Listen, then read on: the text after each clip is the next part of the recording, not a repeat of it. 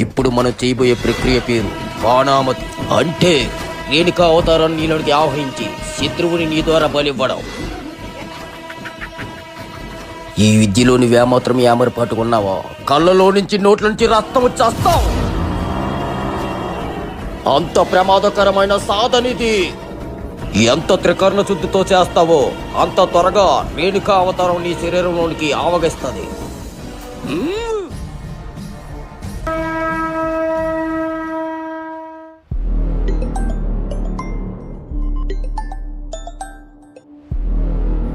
Hello, నాకు ఇంక ఓపిక లేదు.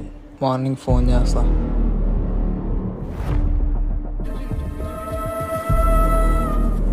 ఈ తాయితీ నీకున్నంత వరకు ఎవరేం చేయలేరు బేటా.